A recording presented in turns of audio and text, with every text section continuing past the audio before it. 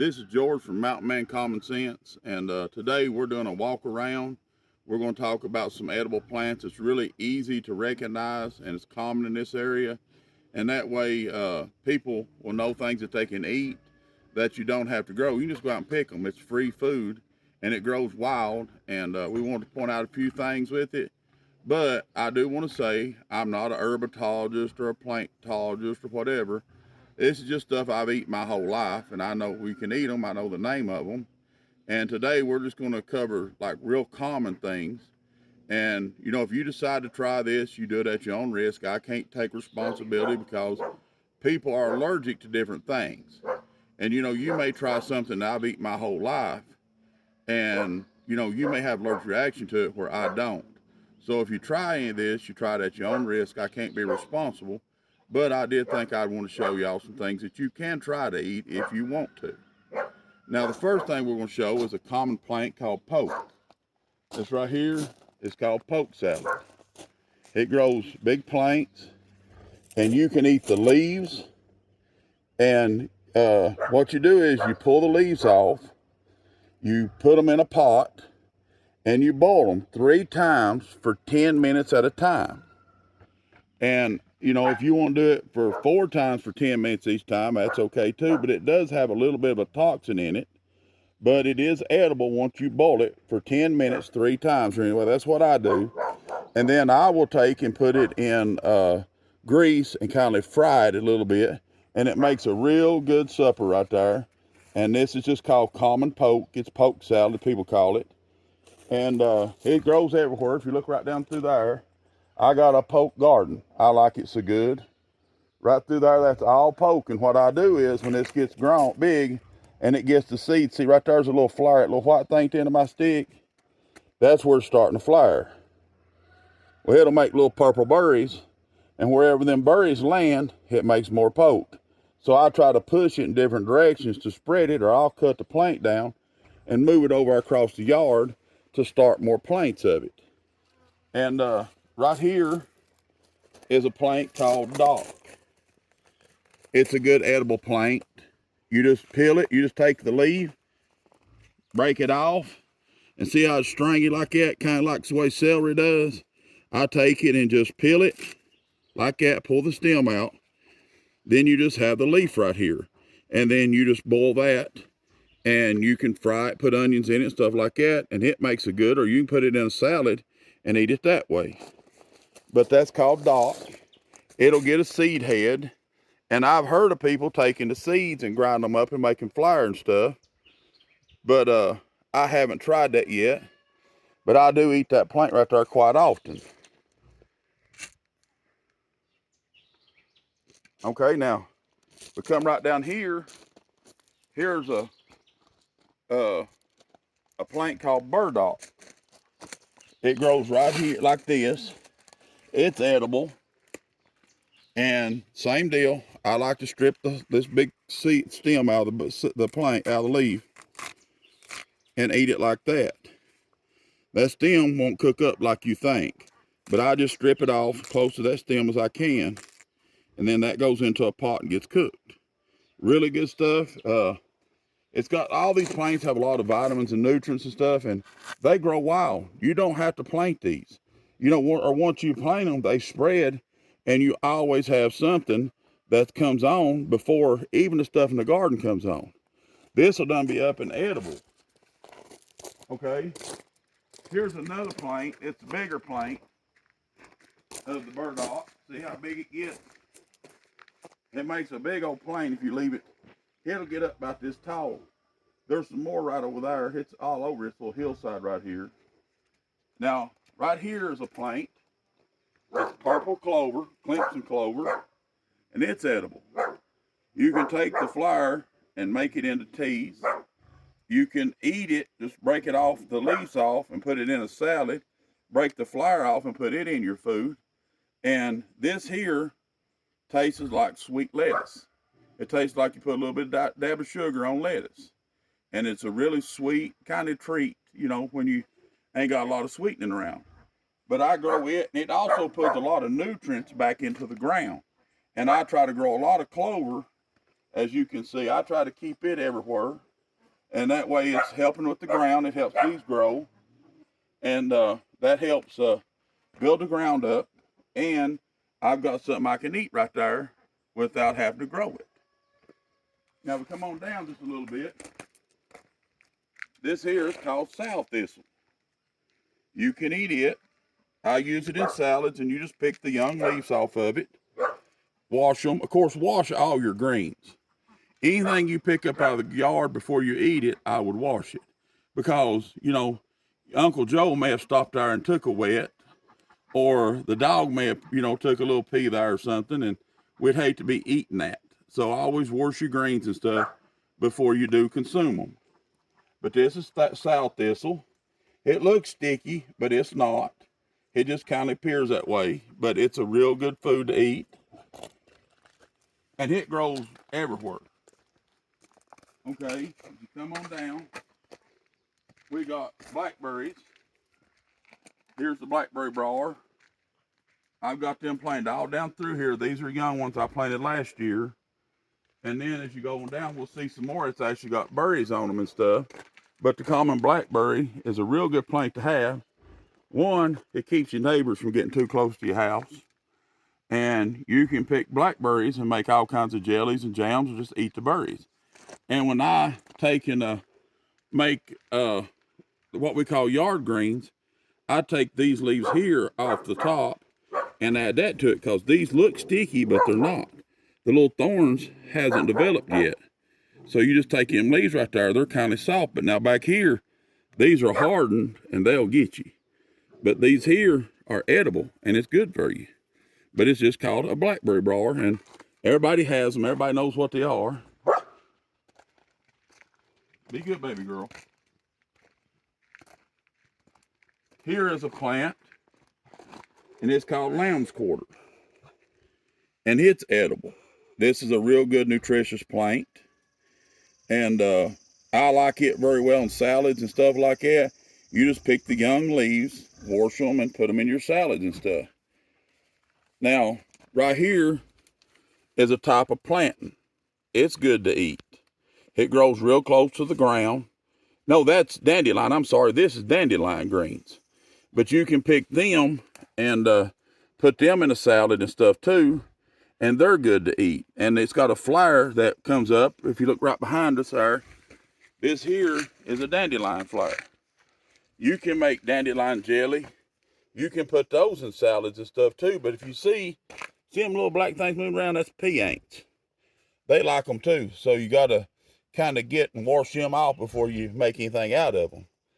But they're real good to do stuff like that with. And we come on down now. A lot of this stuff here, I planted myself.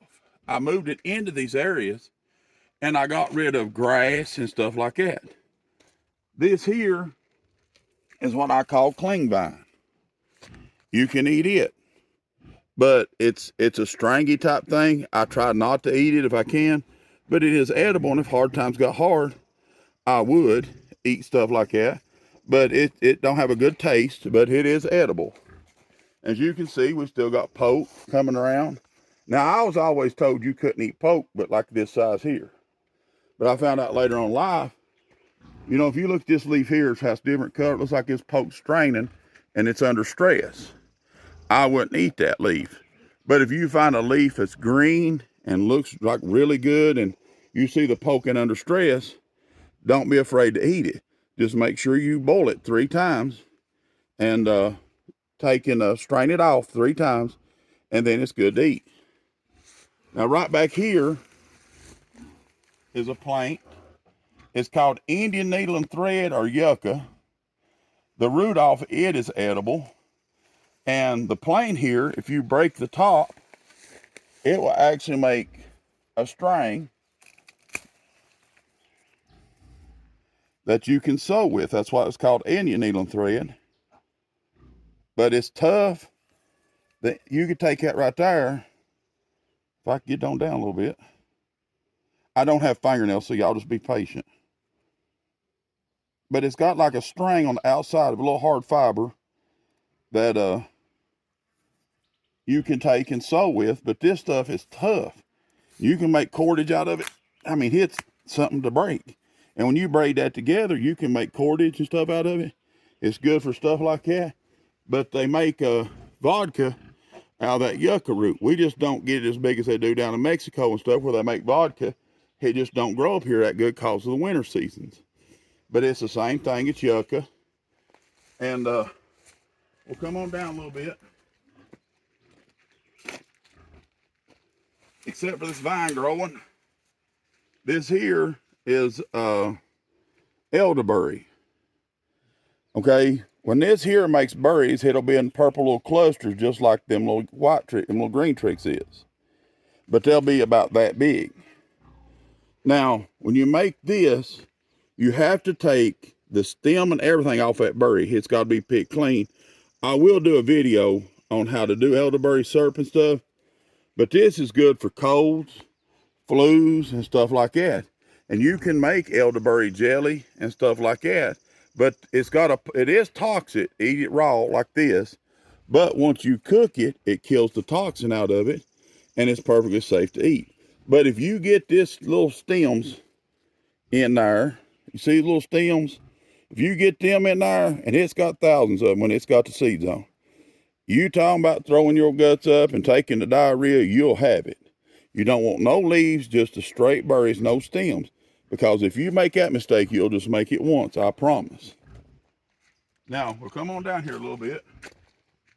And right here is what we call these are regular raspberries. And the way you can identify them is this light green stem. Some of them will have a purple hue to them.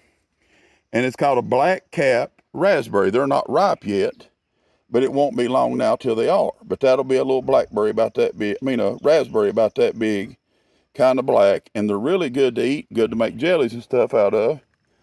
Now, sitting right here beside it, you can see that they're intertwined right here and right here. But I'm going to show you what this is right down here.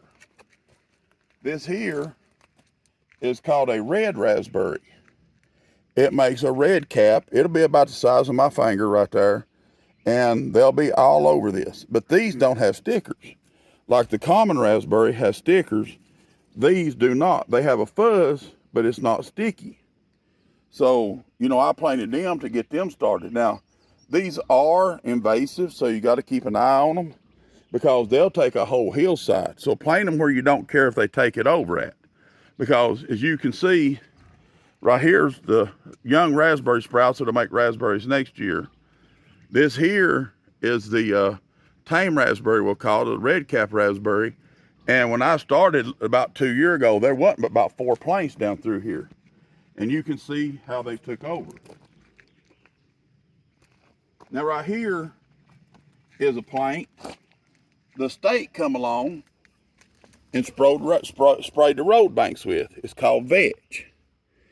And it'll have a little bloom on it later. And that's edible. You just take and strip the leaves off. Like that. It don't make a lot. But if you know where vetch is, there's a lot of it. It spreads like crazy too. And it's usually a little bigger than this. But it's edible. It's a good nutritional plant. And now this is all at the end of my driveway because I've moved it in. But it makes it easier to show people. Right here's vetch. Here's a good patch of vetch. See what the little purple flowers kind of looks like clover? That's vetch. It kind of looks like a pea plant with a clover bloom. See, that kind of reminds you of a pea growing, and that looks like clover bloom, and that's a vetch, and it's a real good edible, and it grows everywhere because they come along about 10 years ago and sprayed on road banks to hold the road banks, and it is a good edible. Okay. Come on down here just a little bit further. And this here is a plant called mullein. Now this is a real good plant. You can make teas and stuff like that out of this. You can drink it and it's good for your lungs, your respiratory issues and stuff. You can smoke it. If you dry it and smoke it, it's good for your respiratory problems. And if you look around the hill right here, I have asthma and COPD. And if you look, I have it all out through here. And it's even behind us on the road bank. But when I harvest this, I don't take every leaf. If you look, I've harvested right through here. See where this is missing leaves? Well, and it's starting to grow them back. I just take that leaf, snap it off, and then I'll take that up there and dry it in a building. And then I'll use it to, make you can make a tincture out of it for cuts and scrapes. You can make a tea out of it to drink for your lungs. And you can also smoke it, and it's good for your lungs. And we'll use on around here and see if we can find something else. Right here is called wild carrots. Some people call it chiggerweed or Queen's Anne's lace. This is edible. The root is edible. It tastes like a carrot, as it looks like a carrot. But now he'd have a big white flower come out about that big. It looks like lace. And that's how you can identify that plant as Queen Anne's lace. And it is a good edible plant. And now all these plants, I recommend cooking them. Right here's another one. But now you can do as I've done. If you go through and you see a plant like mullein or this Queen Anne's lace, and you just tie your little ribbon or a piece of string or something on it, and when it's dying down in the fall, come back on the side of the road and dig this up, take it home, and start you an edible garden. That's what this is. This is what I call my jungle garden. And it's full of raspberries and all kinds of plants that's edible. And it goes all the way out to my property line. And we have a plant out there that's called an autumn olive. It grows on a bush. It's a little red berry. It's bitter, but it makes awful good jelly. And it'll spread like wildfire. So I dig it up, and then I plant it where I want it. And that way I can pick them and make jellies and jams and stuff like that out of it. Now we'll come over here and I'll show you a broadleaf plantain that, come here, girl. Yeah, Rose, come here. Come here. This right here is called broadleaf plantain. It's edible, and it's good for if you get a mosquito bite or, some kind of bite that's aggravating you. This right here, you can mix it up, just chew it up, put it on it, and it'll help that itch go away. But it's also an edible plant, and it's really good. It's called plantain. Now, I'm kind of going through these fast to make the video as short as I can. So if you have any questions, just comments or whatever, just let me know, and we'll go from there with it. I was hoping to see some long leaf plantain or narrow leaf plantain, but I don't see none right off. Here's another good edible.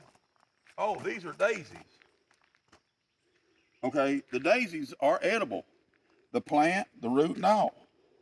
But the biggest thing I like them is they feed the bees. They get the bees and stuff coming over towards your garden, and it gets pollinators in to pollinate your garden. And I move these. See how big this plant is? I'll take this summer or this fall, and I'll split that 4 ways. And I'll take 3 of them, move them up the hill, and make more daisies. But they're easy to do, or you can wait till these here turn into seeds and scatter the seeds. But this is just a common daisy, and it is edible. But if you look through as we go, you'll see stuff like the vetch, mullein, clover, and stuff like that as we go, because I have moved it and transferred it to different places on my property to where I have a bunch of it everywhere.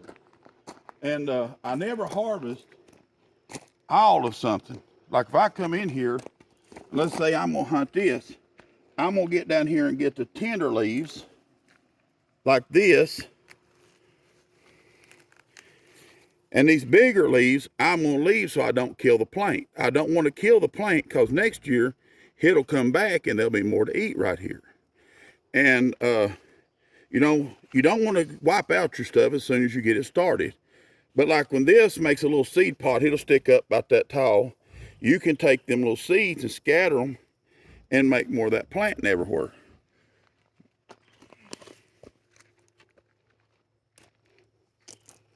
But as we go through, you'll see a lot of different types of I was trying to think what that is, but I can't get it to come to my mind.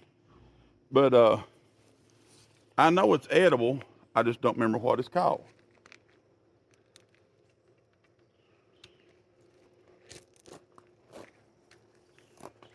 This here's some elderberry trees I transplanted to get them to start over here. You can see right here, this little elderberry bushes. And, you know, I try to move this stuff around where it's just a collage of everything. Now this grass here, I don't know what it is. It started up this year, but I've been cutting it and giving it to my hogs. And I'll go down through here and cut these planks down to keep them small and tender. I'll feed them to the hogs and let them keep coming back. That way they're constantly renewing themselves. Then when it gets down to fall of the year, I'll stop doing it here. And like when the road crews come in, they'll mow out the side of that road right there. I'll take my truck and a rake and I'll go out through there and pick all that up and feed it to my hogs because it's good for them and it gives them an extra dose of food that I don't have to buy. We're just, you know, we got to think on common sense, people. You know, it's easy to go out and buy all this stuff, but you can save a lot of money by simply just, you know, doing a little work yourself. Me with a bad back and stuff, you know, I don't go at it like fighting fire. I do it till I get to hurting a little bit. I'll sit down. I'll go do a little more, sit down. Then when I figure I have enough, I'll go ahead and bring it up here and give it to the pigs. I don't get in no hurry because I've learned you want to make a mistake, you want to get hurt, get in a hurry. Quickest, easiest way in the world to get hurt is get in a hurry. Okay, now, I was trying to see if there's anything else.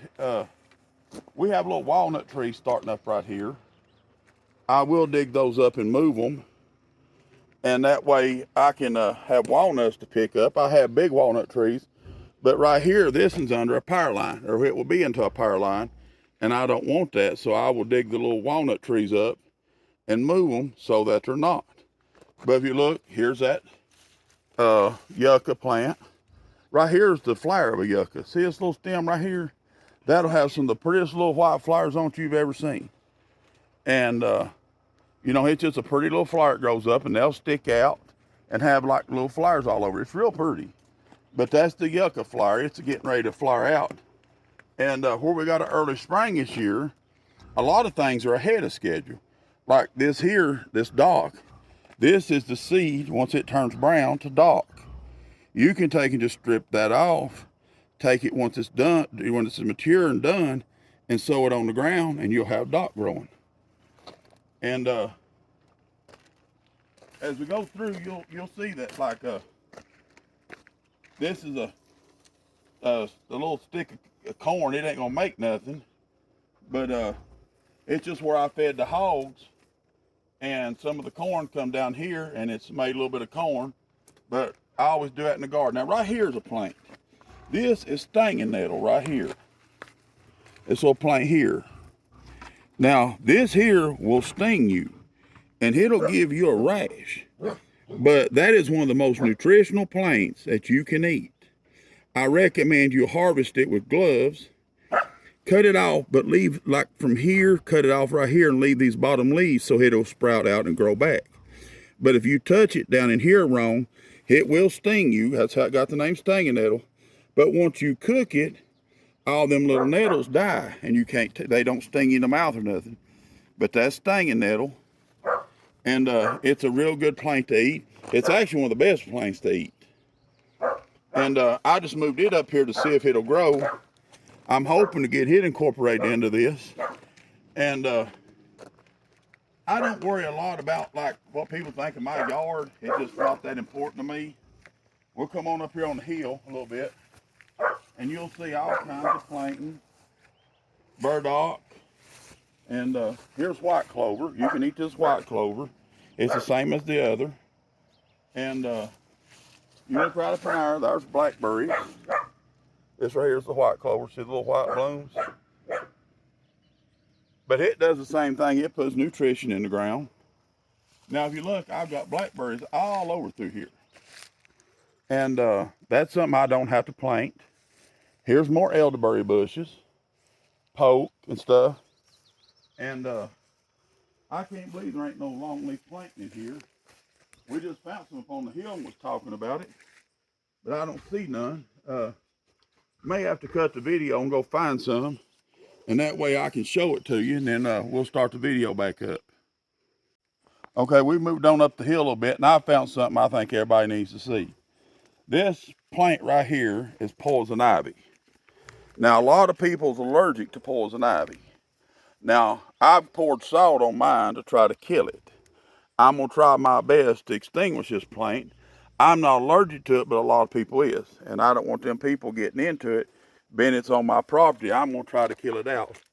But remember the old saying, leaves of 3, let it be. See, 1, 2, 3. If it's got leaves of 3, let it be.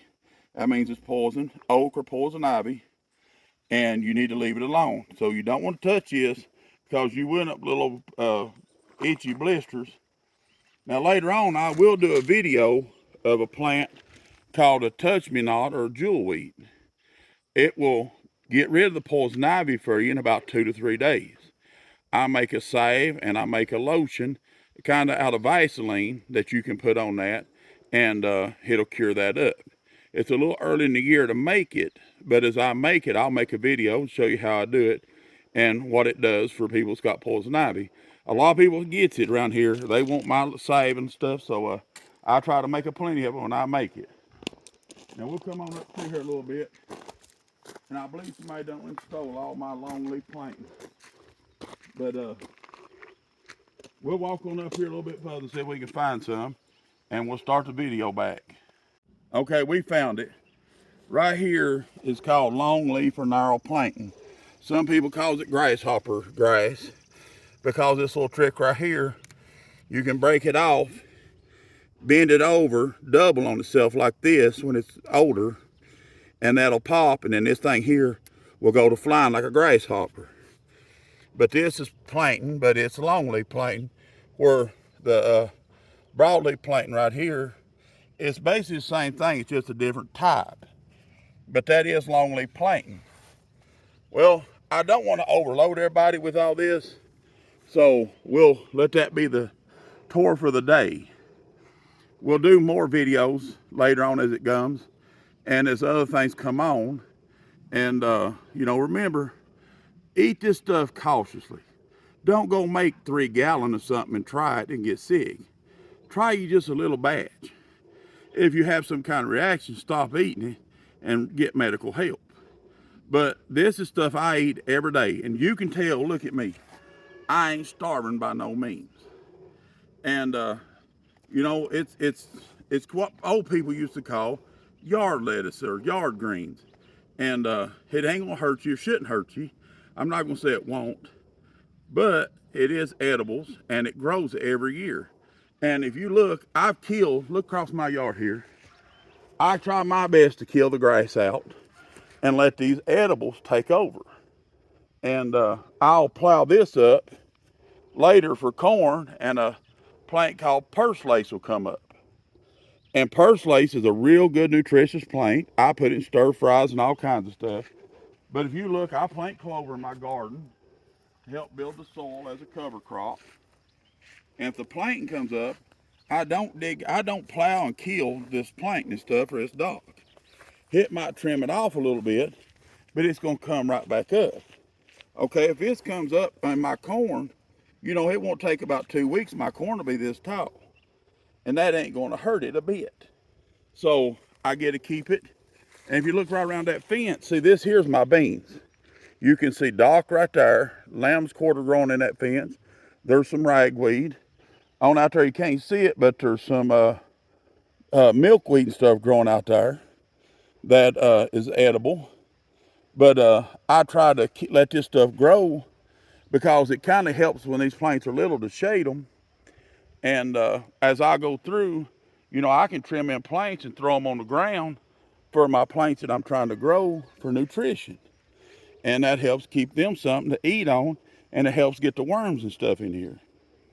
Well, like I said, I guess I've run my mouth long enough.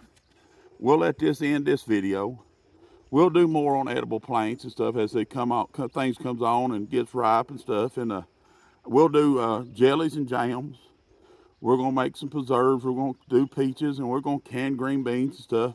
We're just going to kind of do it all around. You know, this is how the old people used to do it, and do it with common sense. We're not going to kill ourselves, but we're going to get it done, and you know, show people different ways of doing things. You don't have to go in and rape the ground. There's no need in that.